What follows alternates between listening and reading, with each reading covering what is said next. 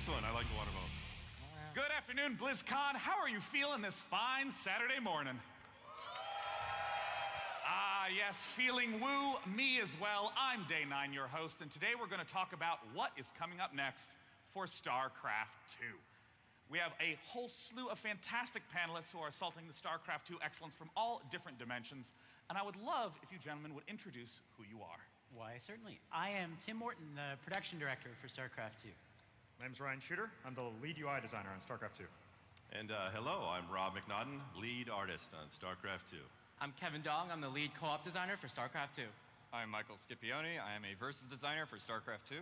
I'm Oriol Vinyals, and I'm a researcher at DeepMind, and I train lots of agents that play StarCraft 2. I'm Day 9, and I feel obligated to end this sentence with StarCraft 2. Now, I want to start things off by just asking you, Tim, what has been going on in the wonderful world of StarCraft 2? And I will give you the power of the wonderful slide control to tell us about it. Well, thank you. It has been a big year for StarCraft 2. And we actually started the year at the Olympics, doing the lead-in to the Winter Games. And that was a very exciting tournament that Scarlet took the trophy for. Go Scarlet. Yeah.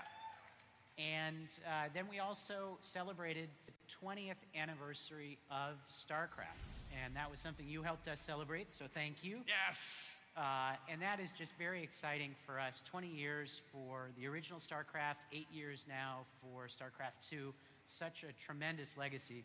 And I'm not going to talk about all the content that's up on the slide, but we released Tychus as a commander. We had another war chest. It's been a great year. What are some of the features that you haven't gotten to yet that you'd like to? There are a couple of things that we are still working on. So co-op leaderboards is something that we've been exploring and we think could really add depth and longevity to co-op gameplay. So that's something we're still looking at. And we also want to support video streams in the game so that you can watch StarCraft 2 esports right in the client. So those are things that we're still working on. Great. Yeah. Dude, excited to hear about it. You know, one of the things that you just mentioned, the war chest, always have so many goodies in it. Ryan, I was wondering if you could talk to us a little bit about war chest number 4. Give to you.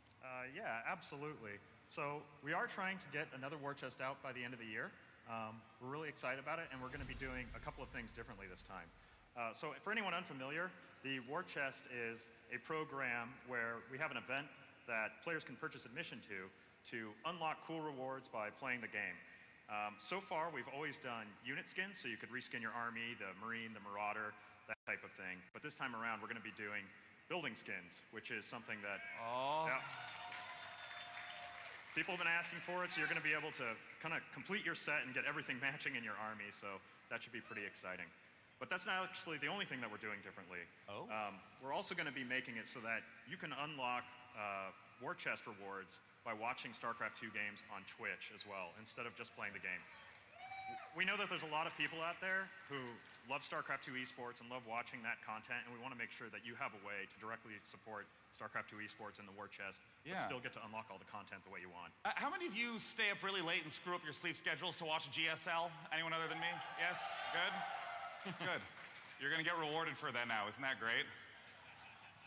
It's fantastic. Now, you mentioned, and I've gotten the chance to see just a little taste of it, the building skins. Rob, please show everyone. Please show us the building skins. So we have here a few quick pieces of art. Now, these are not final, but I want to just show it to you what we have. We're going to have, for the Terran, the Special Forces. I actually really like these guys. They are going to be very similar to what you played with in the Nova Covert Ops missions. They're going to be a little more tactical, a little more carbon fiber, maybe a little more LEDs. I think they're going to be pretty cool in multiplayer specifically. Yeah, no, I see the really sharp blue neon that, Nova's known for in her costume. Absolutely. And then next up, we got the Forged Protoss, which for me, this is Alrak's army, the Tal'Darim. So these guys are going to be awesome in multiplayer. Really bright neon, the bright red colors, which Yeah, I was curious about, because like in the art, we know that Tal'Darim generally has that really dark, rich red. Is that going to be in every single model, or, I mean, that's typically where the team color is. So we're working on this right now, and our current idea, and I think it's the one we're going to stick with, is that that's going to all be team colors. So you can choose a very strong team color. You can pick red if you want, or pick whatever you like. Oh, so good. And I feel like you're going to talk about the third race now, Rob. I have an intuition about me. Talk to me about Zerg. So this next one I'm pretty happy with. Here's just a quick sketch of what we had. The first piece of concept art, it's going to be the simulant Zerg. So in the last war chest, we made these awesome Mecha Zerg available as units, and now we're actually going to make them as buildings, and this is what we're working on right now. Oh, it's so good, Rob. That is so awesome. So this is actually a little bit of work, and we were a little scared about making this at first, but we're hard at work and going to make this ready for the next war chest. God, that is so fascinating. Like, I'm curious in terms of these types of designs, the kinds of challenges you have making sure that things still read clearly. I know that with units, there's a lot of motion in combat. Is it easier with structures to do these types of skins? So in this case, what we've decided to do is to make sure that the profile is pretty much the same as the regular Zerg. So pretty much every spire or a tentacle is now replaced with a mechanical wing or a spike. I mean, do you find it challenging to be able to explore that creatively, or does it still feel like a pretty open space for you? Well, this actually was a pretty exciting challenge. Initially, the artists were a little scared simply because of the amount of work, but as we started working on it, it's probably the most fun thing we've done in a long time. I mean, so awesome. We're actually having a lot of fun making this art. Once again, this is going to be in the War Chest 4. Now, next, I was going to say, I was going to hand it over here to Kevin. Yeah, Kevin, I understand that there is a new co-op commander in the works. Indeed, you are right, Sean. Our newest co-op commander is going to be Zeratul. Yes. And Zeratul is very exciting for us because he's one of the most iconic characters, both from StarCraft 1 and StarCraft 2. Oh, yeah. But, you know, we had a challenge with Zeratul in that there's already a Nerazim commander that exists in co-op. So, our challenge was to differentiate Zeratul enough from Vorzin so that he both played and felt differently. Yeah, so, I mean, talk to me about how you overcame that challenge, making Zeratul feel both separate enough from Vorzun and still unique and kick-ass in his own right. Right, so we had to really dig deep into who Zeratul is, other than the fact that he's a Dark Templar. So in order to do that, we played through the campaign and really looked to the missions he played a large role in, and also the lore surrounding those missions. So, first of all, we knew that Zeratul had to be a controllable hero on the battlefield, and in addition to that, we knew that he needed to have a small but very powerful elite army because he was often featured in insurgent-style missions in the campaign. But, Sean, the rest of what Zeratul is today came much later in the design process. Show me. All right, Show me I will, right Sean. now, okay? I will. So, throughout the campaign, Zeratul looked to the wisdom of the Xel'Naga for guidance. So we really leaned into the Xel'Naga concept as far as we could. So what we came up with is Xel'Naga enhancements to very traditional Protoss units. So, Sean, I have a job for you. I know you're a big fan of the Immortal and how it moves and dances. Show us. Oh, you mean like this? Yeah? Is this the Immortal that you're talking about? Well, Sean, with Xel'Naga enhancements, Show me. Immortals can turn into Xel'Naga enforcers, which have learned to tilt their cannons up and shoot air units. Does this mean that I actually can be the newbie I've always wanted to be and build an only Immortal army and shoot air and ground? Well, Sean, in addition to your voice pack, you are now in Co-op Commanders. Yes. All right, what else with the Xel'Naga? Talk to me more about the way that the Xel'Naga influences Zeratul's design. Well, not only do we have a lot of Xel'Naga influences, we also have a lot of prophecy influences. In the StarCraft 2 campaign, Zeratul often was searching for prophecy, searching for Xel'Naga artifact fragments. So we really incorporated that into Zeratul's design. For the first time ever, Zeratul will be able to use his prophetic vision ability in order to find procedurally generated artifact fragments on the map. So is this sort of like having an additional mission objective for each map, where just if you're Zeratul, you go out and you find the fragments, right? Right. Some of the feedback we've gotten is players would maybe like to see more side missions in co-op. So Zeratul, in a way, has his own unique side missions. And if he completes these artifact fragment quests in a way, he can gain additional power-ups to both his units, his call-downs, and also himself. Yeah, and so the way that these are placed around the map, is it just like generally in difficult locations? Is it like depending on the difficulty? So actually, we tested around with a lot of different variables there. At first, we tried for each map, we'll select exactly where they are. We also played around with they can be all over the map, but we found that each had its own challenges. Yeah. So we ended up with something midway. You're with each artifact fragment, they can spawn in a given area, but they'll also be limited in that they can't spawn right in the middle of an enemy base. Now, I want to ask, as someone who loves Karax, talk to me about the top bar abilities, these global commander-esque abilities. What's in store for Zeratul? Well, a lot of our commanders have these very powerful global abilities that you can use anywhere on the map. But for the first time, Zeratul will be able to customize and choose his own top bar abilities, as we can see right here. Now, walk me through some of these, like what some of the more basic ones are that people can expect. Right, so as we can see here, at the start of the game, you'll be able to select one of 3 legendary Legion abilities. And with each artifact fragment you find, you'll be able to select one additional ability.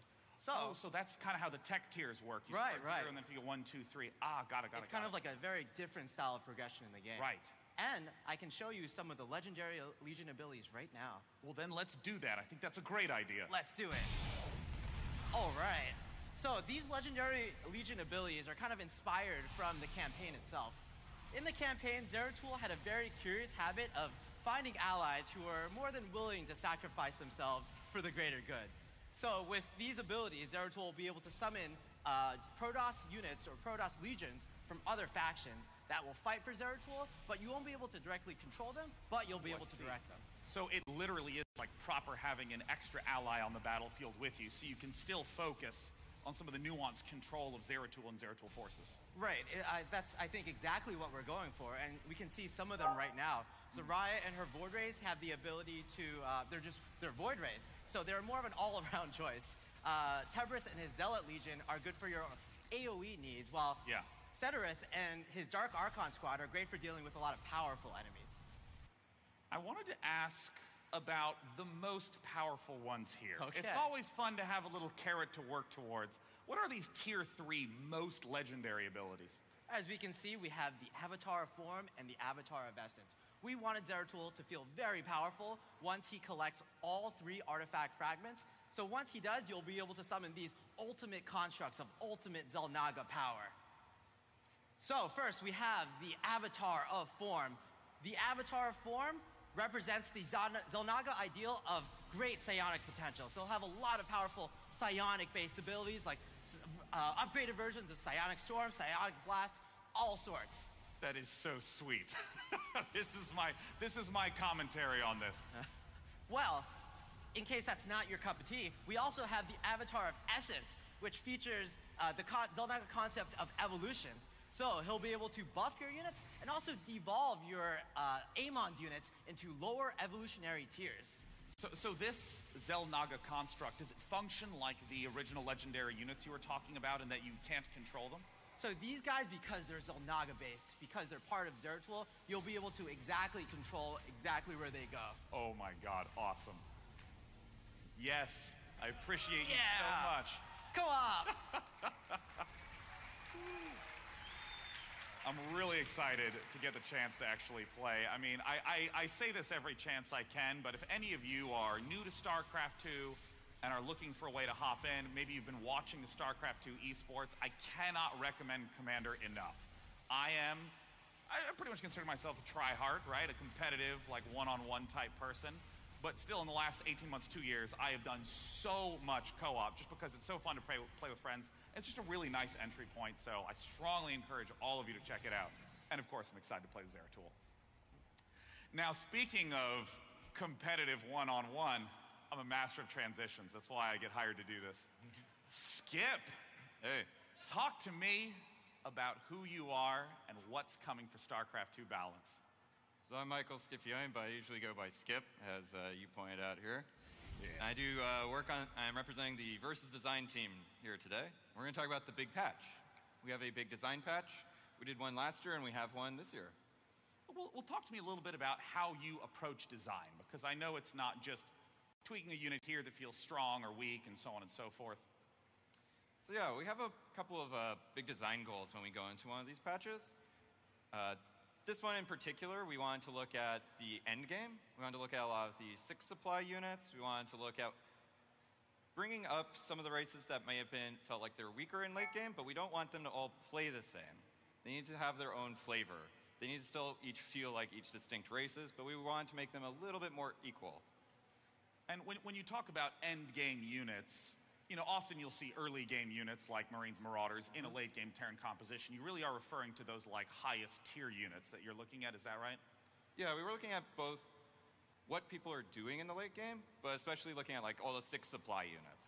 Ultralisk, Colossus, Battlecruiser, those kinds of things. Right. We also wanted to look at upgrades. Upgrades also play a big role in the late game. They can also play a big role in the mid game. Or if you're a Neo Steel enthusiast, you can always build that whenever you feel like it. Who here loves Neo Steel frame? Yeah. Yeah, you guys are going to get a treat apparently. Yeah. So with that one, we are actually merging it in with the building armor upgrade, but keeping the building armor upgrades cost and upgrade time. So it'll be Neo Steel armor, so you get as part of it. So we are also looking at areas where we can encourage more of the mid and late game encounters. Yeah. So early game is good, and we also want to encourage that as well. There should be clearly strategies that are good there. Yeah, we also want to make sure that you have ways to like transition in the later game. Right. Yeah, because when you say encounter, like early game, I know that there's like a lot of Adept and Oracle and Reaper harass. Are you looking for more harassment type things, or are you trying to just encourage more general conflict? What does it mean to have more encounters in mid and late game?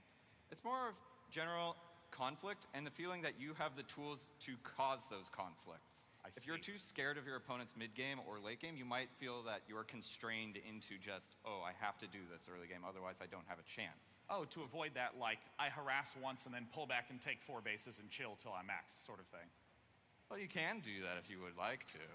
That's what I like to do, man. We also wanted to look at reintroducing some exciting compositions from the past. So we wanted to like encourage more Mutalisk play and like TVZ. And we wanted to look into bringing back the old Cyclone from before 3.8. That's actually part of our some of our highlights that we have with the upcoming patch. Yeah, so talk to me about some of the specific changes that you're looking at and how those connect back to some of those design goals. So, for example, with the Cyclone, the current Cyclone is very good early mid, and we want to see if we could reintroduce the old 3.8 version, or pre-3.8 version, where it was more of an assassin tool, which was very good in the mid and late game. And we started seeing some really interesting uses from it in the Pro Series before it was changed before. And we want to try reintroducing it to see if we can get some of that back. Oh, awesome. And I understand that the Battlecruiser, or excuse me, I understand that the Tempest also has had some additional changes to it. Oh, we do. We actually have a little video up ahead that we can get to. Oh, okay, all right. Why don't we, but you mentioned the Battlecruiser. Oh, yeah. So let's take a look at the Battlecruiser. Yeah, because, I mean, this is so nice. If you have ever been the Battlecruiser on the top, it is so painful to try to accelerate and decelerate. It requires a lot of APM just to keep pushing the Battlecruiser forward. Yeah, so with the Battlecruiser, we're looking into making it a move and shoot unit. Right now we have in multiplayer the Phoenix and sort of the Cyclone that can also do that. But this one can fire up and down. It makes it very dangerous to just sort of encounter it and then try and pull away. You have to really commit to it to fight it. Right.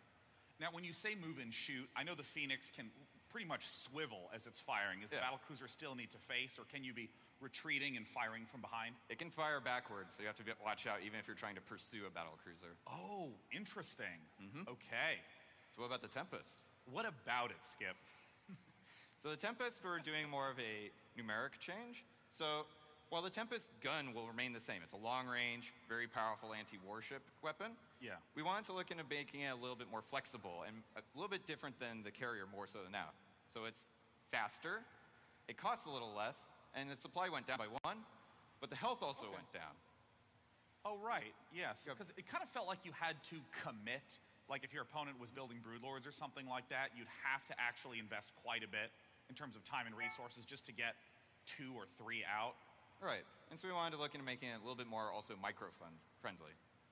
So then we also have our changes with the Zerg. So one of them, big ones we did is the Nidus Worm. And one of the main things we changed was it is now no longer invincible while it's unburrowing, but still in the ground. So we decided, well, we can increase its armor as well. We've seen in the past people just pull workers to battle it. And we want it to be more, give it a little bit more defense while it's underground, but it loses that armor once it pops out. That's really in line with a lot of the other Zerg units, that when they're eggs, they'll have like, boosted armor during construction. They pop out a little squishier to target. Yeah, we also made it cheaper, because one of the big feedback we got from pro players of using it late game was, it costs a little too much for what it does. Right. So we've reduced the cost to see if we can promote more of the late game usage of it as well.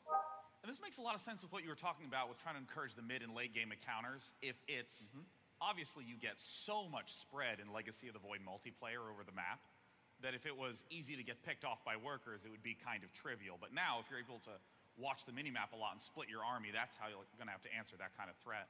Right, and you're rewarded a little bit more when you see it. Like, if you just dump a worm in the middle of your opponent's base, they clearly can just blast it with their army units. But because it's cheaper, it rewards you a bit more for being a little bit more sneaky. That's awesome. Well, what about balance going forward? Because I know that balance is always evolving with the way new strategies are emerging, with the way map design is changing, with trends in gameplay. How do you see long-term design? So, with long-term design in regards to the future, we're still evaluating it. This hasn't gone out completely to the public, and once the pros get their hands on it, especially, we'll be able to see how people at the very highest level are able to make use of these changes, and we'll make adjustments accordingly. Much like last year, we have a lot of the same goals going forward. Big patches aren't the goal, they're only as warranted. Right. And part of that is we want to respect player time investment. When players get really good at the game, they want to be able to say, okay, I understand the meta, and now I can counter what you're doing because I understand what your meta is. And that's like a big part of StarCraft, is knowing, okay, here's what I want to do, here's what they're going to do, and here's how I'm going to respond to it. Right. Well, that's awesome. I really look forward to the changes and getting the chance to try out Nidus Worms that are much cheaper. Make me so happy. They're really fun. Thank you, Skip.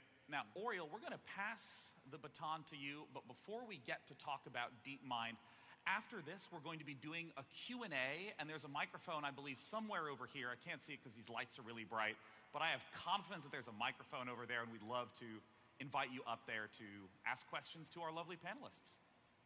Now, Oriel, please talk to us about what's been going on with DeepMind. Right. So it's been quite an exciting couple of years. 2 years ago, we announced that we would collaborate with Blizzard to open or release the StarCraft 2 as an environment for building artificial intelligence. And last year, we actually released it, and it's been an amazing experience to see the community come together. There's a very nice Discord channel where people sort of do all kinds of things in StarCraft that is maybe not what you would expect you could do, like building bots and iterating and having a ladder for AIs and so on. So that's been great to see. And then after the release, we sort of start working a bit more on like other aspects of the game. But first, we wanted to get the release right? Yeah, I mean, it must have been a really interesting 2 years, like going from the very first day trying to even approach the StarCraft 2 problem to now. I mean, what are some of the big highlights in your eyes? Right, so I mean, we started from sort of just understanding what is needed to expose StarCraft 2 to a computer, not to a human. So that was required quite a bit of work. And what's been sort of exciting for DeepMind, right? We sort of have a bit of history on using video games for researching artificial intelligence. Yeah. And what's been super nice is that StarCraft kind of ticks a lot of boxes of difficulty of previously sort of successfully declared, solved games, or at least been played at very high human level, right? So we started with Atari, which there's like fairly simple old games, but it was still an impressive achievement when we did that 3 or 4 years ago. And then, as people might remember, 2 years ago, we beat the world champion at Go. But obviously, Go is a game where you, for instance, see the whole board, whereas in StarCraft, you do have to go out and seek for information, right? So that aspect in particular is going to be one of the challenging things to deal with for the current AI technology. Yeah, I mean, I'm curious because in a game like Go, there's 361 board positions, so it's really clear what a move is. You just place the stone. But when it comes to something like StarCraft, I mean, how do you even define what an action is that a computer might want to take or that a player would want to take? Right, so for this we took a very sort of human-centric approach, right? We look at how you play the game. I was a gamer back in the day. Actually, I played quite a bit of StarCraft 1. And we just kind of tried to emulate this idea of mouse clicks and keyboard clicks and dragging rectangles across the screen and so on. So when we defined the API with Blizzard, we tried to really follow closely what someone playing with a keyboard and a mouse would look like. Not much so like, I mean, we also have an interface that is more like programming, but what we care about is playing like a human, because that's what kind of is the challenge, like the challenges of StarCraft, like span of attention, and like economy of like where you have your camera, micro versus macro, all these is much harder when you expose it with the human API, as we call it. Well, what's the progress been like so far? Right, so as I was saying, the first things we kind of did and open sourced was these mini games, which were kind of pieces of StarCraft, really, that any player should kind of master, right? So this is simple things like moving units around, moving groups of units around, also dealing with economy, like so building buildings to mine more minerals, or building as large an army as you can in a limited time span.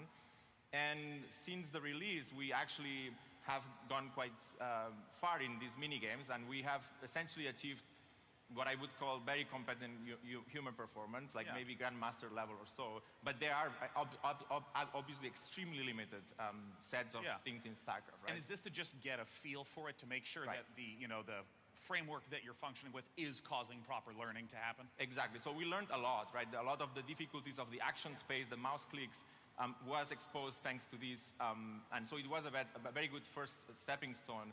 And also for the community, it's a bit less daunting to play these mini games than to play the full 1 versus 1. Because if you do try to play 1 versus 1, I'll show you sort of when we released, we also attempted to see what would happen if you play StarCraft, like the full game. Yeah, what does 1v1 look like? So a year ago, it looked a bit like this, which... So this was an agent that was trained mostly to imitate humans. And you can see it's kind of moving the camera a little bit, building random buildings and random locations. It's pretty, I mean, it's quite fun to see for a little bit, but it's not gonna even produce units sometimes. So it's very limited, and it's what it was like maybe a year ago. But that was kind of the simplest approach, was to take human data and try to imitate how humans play the game. And that was what came out, right? I mean, I can imagine it's really hard to start learning from scratch, because there's millions of different combinations of click and drag and release, and then what button you press in what order. Right. And just remember, we are playing the game by looking at the screen. We don't see the pixels exactly. We see kind of an ASCII version of StarCraft, so much very different from the cool art that we saw. It's kind of the opposite way. It's kind of ugly, but the computers understand it. But really that, between the observations being the raw imagery and the actions being so high dimensional, millions of actions that you need to decide absolutely every second, the game is quite difficult to play. And what evolved from this? Did the AIs learn that cannon rushing is the most overpowered strategy in StarCraft? So I'll show you a bit of like what kind of went through in the last few months. So the first sort of time we actually scaled this up and played against bots, right? So other bots that are built in the game. As we know, many of us started playing against one bot and then eventually 7 and whatnot. So surprisingly, perhaps, or perhaps not, we trained an agent to play against these bots, and it decided to do a very simple strategy. Look, it's Naniwa. So, agents obviously are lazy if they can, but this agent in particular is not just simply attacking with its probes. It's actually doing some micro, essentially exploiting the built-in AI. And this is not the easiest built-in AI. This actually is Cheat Insane, which is the hardest AI there is. So just with its probes, it actually manages to beat the hardest AI in the game. Obviously not in a very elegant way. It's gonna finish, yes. So this tells you a lot about the game, and also tells you a lot about these bots that people do. They're quite exploitable, right? They're doing single strategies. you might not account for certain variability in how you build buildings and so on. So it's quite difficult to play. And for humans, it's so natural. But for these agents, it's quite a struggle. I'm now getting concerned about queuing up against any of you on the ladder going, I have a build order. Look at this. Well, try it at your own risk. But anyways, after a little bit of training and refinement, we started seeing a bit more like normal play, let's say. Yeah. So the next video shows sort of an agent that is actually playing somewhat. It's perhaps not the best at macro or micro. But what's happening in this game is you notice there's a pylon that is from the enemy. So this agent is being cannon rushed. And again, the agent, just through learning, understands that, well, as soon as these cannons come up, I need to pull all my probes and start defending. Wow. Which is something that if you are a programmer, you need to start of accounting for all sorts of, well, if there's one pylon and two cannons, should I attack or not? The cool thing is this agent sort of learned this behavior, and it defended this cannon rush in particular. But also it does other things like, well, after I defeated the cannons, I go back mining because I eventually want to win the game. And then there's a zealot coming out that starts cleaning and so on. And there also is like the subtlety of leaving some workers back right. mine, not sending the entire crew over right away. And that's a very easy thing to overreact to, I feel like, as a human player. Right. And in the previous video, like that bot sort of almost send all the probes and pull them back and forth, and that it was quite exploitable. So it is very nice that we can learn these sort of behaviors.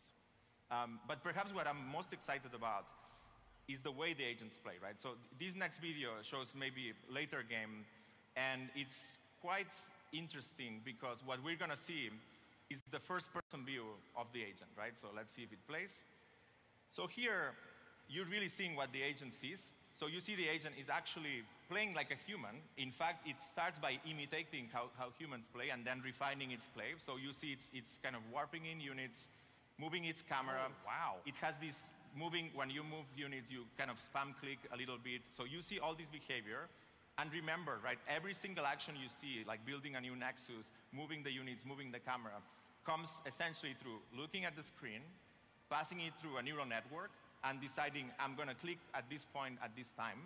And it's very nice to see that just by learning from humans first and maybe a bit of fine-tuning, it starts to develop like decent build orders. You can see it has reasonable macro. It's not like accumulating many minerals. Yeah. It's reinforcing its army. It's building cannons in its base.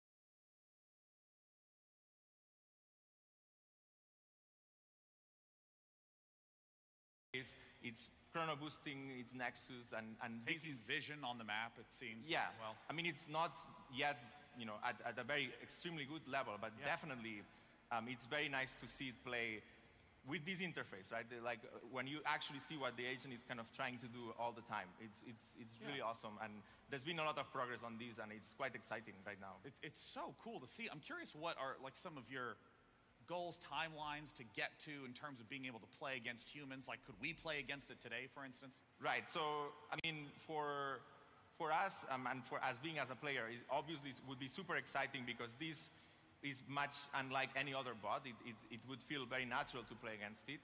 So I couldn't wait to play. For us, it's still a bit early in the research. We want to definitely do more research and do things like, for example, right now the agents might not care too much about scouting, so that's something we want to see agents do very well. That being said, obviously, we would be extremely excited to allow the community to play, so when we have something to say, you definitely will be the first ones to know because you will be the guys like playing and testing the bot. You can see here it's winning the battle. It's playing against another bot, so it's not very good. But the nice thing about playing against yourself is you're going to win. And nice. lose. Nice. I'll quote you on that. Yeah.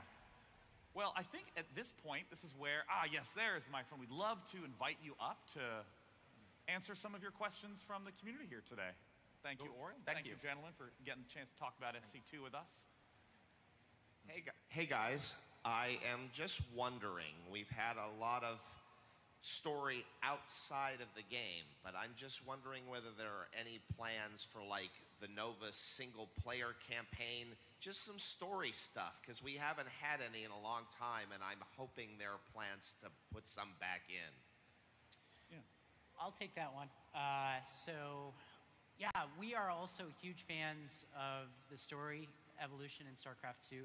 I think what we found with Nova Covert Ops, which honestly has some of my favorite missions in it, once you've played those missions, you're kind of done. You might go back to get more achievements, to get, play on higher difficulty level, but you're kind of done. Versus co-op content that really does provide a lot more hours of gameplay. And that isn't to say that there's no opportunity for story in the game. I think we're always talking about and thinking about other ways to bring story in. But for right now, we are still emphasizing co-op over additional missions. But we definitely hear that request, and it's something we'll talk about as a team. Fair enough. Thanks a lot. Thank you. Welcome. Hi. So my question is about the new war chest, the building skins. I was wondering if that's something that went through your mind. If, for example, I want to buy this set, but I won't be able to watch the GSL Championship or whatever if I can't watch the stream. But I'm still paying, for example, $45 or $30, whatever the price is going to be, and I still want to unlock those skins. Is it possible, for example, for me to go back and watch it afterwards so I can still get those skins despite not watching it live? By watching VODs? So for this first outing of War Chest 4, where we're supporting Twitch, that will be live view on Twitch, and that's a cool idea. I think that's something we could look into in the future, but just getting the back-end technology to support Twitch causing accumulation of War Chest unlocks is something that's our main focus for right now. So it's only going to be live? That's right. Okay, thanks. But my understanding is that, is it the only way that you can unlock those skins is by watching live on drops? No, so you will be able to play the game as well to unlock that content. So it's whether you want to play the game or you want to watch StarCraft on Twitch. Either way, you'll be able to earn XP towards your War Chest unlocks. It's like a new avenue as opposed to a singular avenue. That makes sense, yeah. Hey there. My question is for Oriel. So DeepMind open sourced the reinforcement learning code that they used for the mini games, and that was awesome to read through. Over the summer, there was a paper published for the deep relational reinforcement learning. Are there plans to open source that code? I'm just really interested in the types of relations that were used, the rules that the inductive part of that was learning and everything. Cool, yeah, thanks for the question. So in fact, last week we open sourced a GraphNet library, which precisely you can implement the paper very easily, and I'm happy to give you pointers through email or perhaps later. But we actually just, very good timing, because last week we open sourced a very nice library to implement these sort of models that deal with relations between objects. Awesome, thank you. Yep.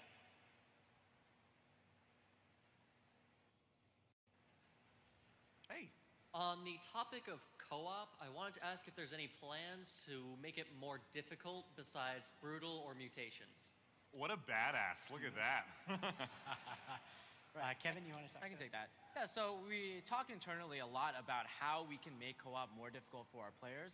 A very common suggestion is to increase the number of units that spawn or increase the HP or attack damage of the units that spawn. But what we found is that because co-op commanders are so powerful, so much more powerful than their versus counterparts, that a lot of them have abilities that just kind of overwhelm pretty much anything you can throw at them, anything that Amon can throw at them.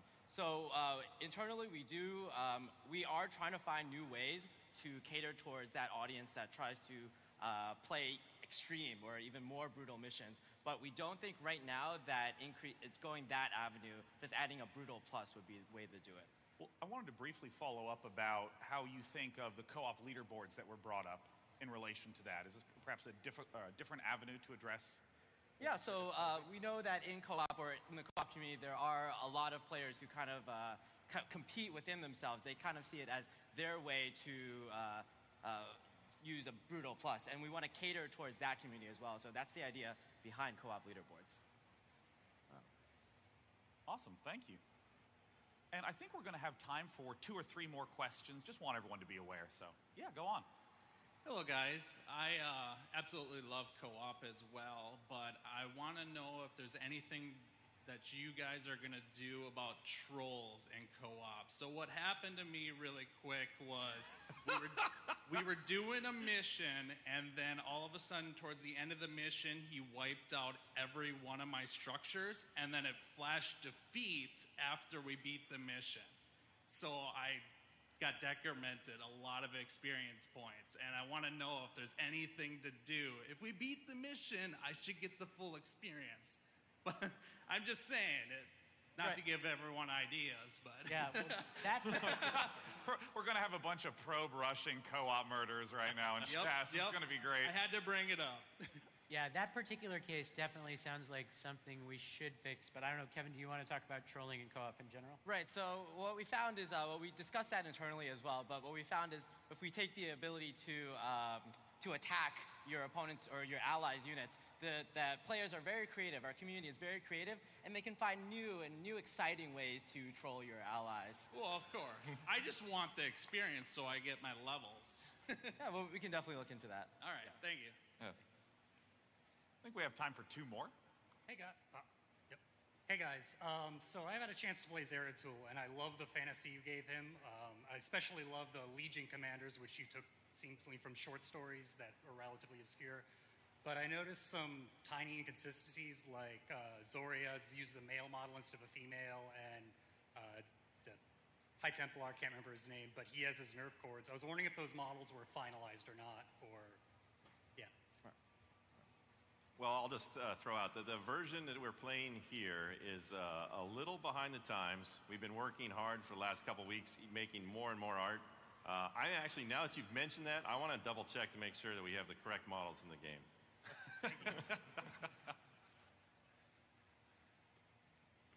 Hi, guys. My question is, will we ever get ultra widescreen support?